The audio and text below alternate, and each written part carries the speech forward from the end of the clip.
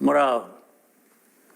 Njyewe n'umuryango wanjye tubifurije mwese umwaka mushya w'ibyishimo n'uburumbuke.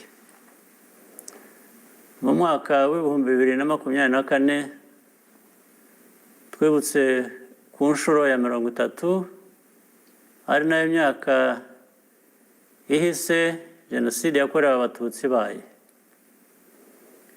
Twijihije kandi kwibohora kw'igihugu cyacu. Ibyo byombi bitwibutsa aho twavuye n'aho tugeze, biturutse ku ntego duhuriyeho twese yo gutera imbere no kwiyubaka.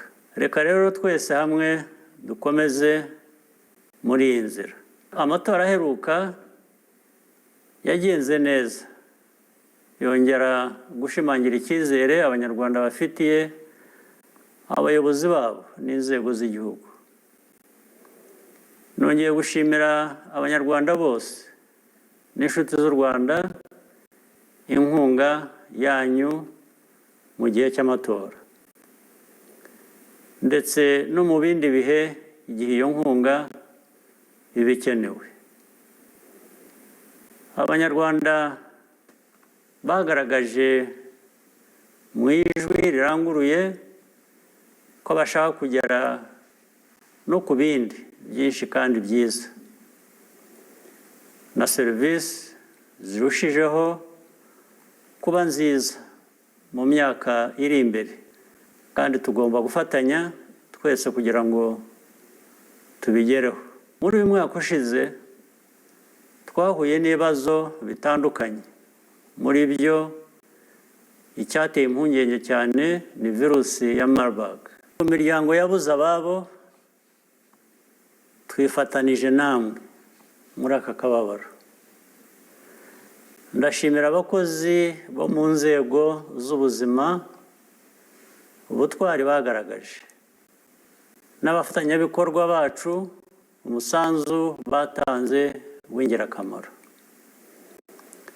Kubera ibyo, iyi ndwara yatangajwe ku mugaragaro ko yarangiye mu ntangiriro z'uku kwezi, ihitanye ubuzima bw'abantu bake mu mateka yayo. Unfortunately, we continue to see instability in our region along our borders. I want to assure you that Rwanda's security and sovereignty will always be fully protected by all means necessary. Shortcuts and temporary fixes cannot resolve this issue. There has to be a comprehensive solution that deals with root causes in the medium and long term, which should guarantee lasting peace for all the peoples of our region. This is important for all of us, without exception.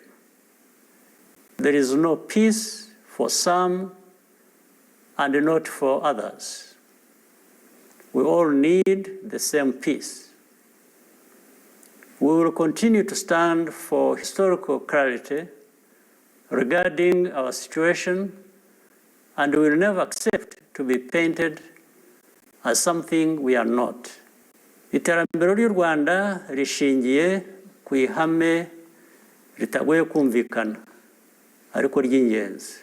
Tushobora gutegereza ko abandi bazaguteza imbere, wowe ubwawe udashyize imbaraga muri ibyo bikorwa by'iryo terambere.